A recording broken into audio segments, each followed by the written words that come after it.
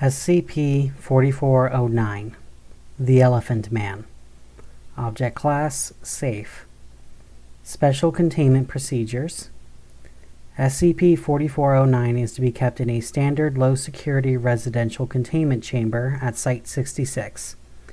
In addition to its rations, which are to be under 3,000 calories a day and include foods high in vitamin C and low-fat dairy products, SCP-4409 is to receive daily medication for gout and metabolic syndrome. SCP-4409 is to have access to both a cane and a walker with a built-in seat capable of supporting at least 140 kilograms to aid it in its movement around its containment wing. When transporting SCP-4409 outside of its containment wing, it is to be placed in a wheelchair, gurney, or similar device, as SCP-4409 is unable to walk even moderate distances. Description: SCP-4409 is an elderly, obese human male of African ancestry, exhibiting numerous elephantine traits. Most prominently, its nose and upper lip have been fused together and extended to a length of 30 centimeters, forming a semi-prehensile proboscis. This proboscis has had 4 ivory valves surgically installed on its upper portion, allowing SCP-4409 to produce music from it in a manner similar to a brass instrument. Additionally, SCP-4409 possesses flappable ears, over 4 times larger than average, modified upper canines that grow outward in a manner similar to tusks, and a gray pallor to its skin. SCP-4409 suffers from gout, most notably in its lower extremities, that have become enlarged to the point of resembling the feet of an elephant. This greatly restricts SCP-4409's mobility and is a contributing factor in its obesity.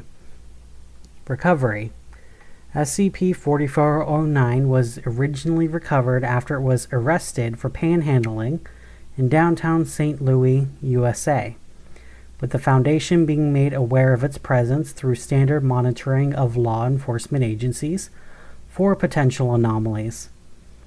SCP-4409 was transferred to Site-66, and a Class A amnestics were administered to all relevant parties. Entry interview for SCP-4409. Interviewer, Dr. Simon Crossley. Begin log. Good afternoon, SCP-4409, and welcome to Site-66. I'm Dr. Crossley, and I'll be conducting both your initial interview and medical exam.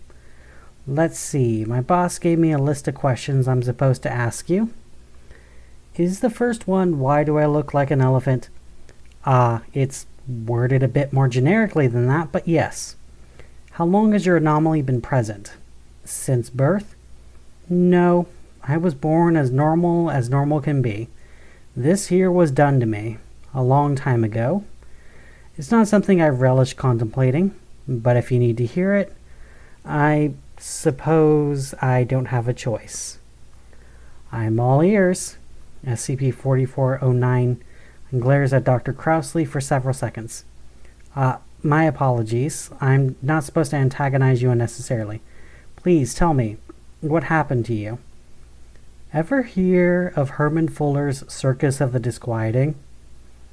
I'm afraid I haven't. There are days I wish I never heard of it either. Fuller hired me as a laborer when I was still young, and the circus even younger. Despite all the weird exhibits Fuller had, life was pretty normal for me.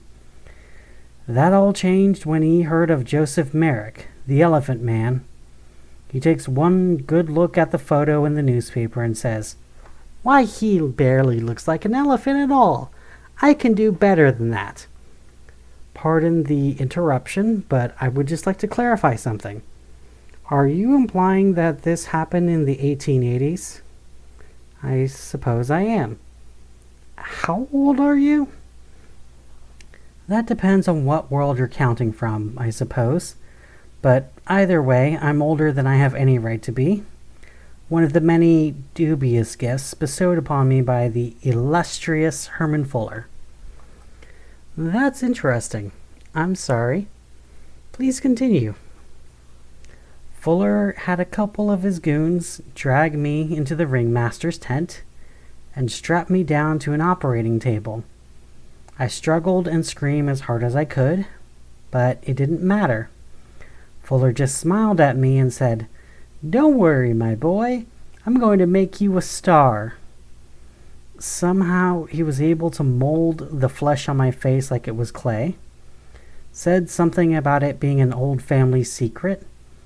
He squeezed my lip and nose together and pulled them out into a foot-long trunk. Hurt like hell, though not as much as when he used the hand drill to put these valves in my nose. He stretched my ears out too, and that didn't hurt too bad on its own, but it made him sharp enough that my own screaming made him bleed.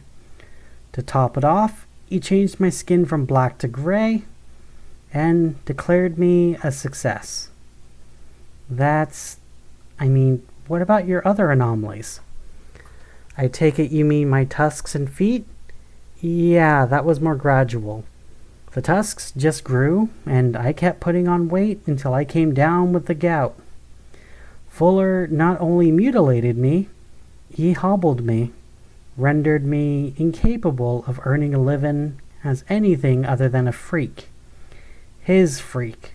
Also that he could have an attraction that outshone Joseph Merrick. Spent the rest of my life in the den of freaks. I played music with my trunk, drew paintings with it, stuff like that.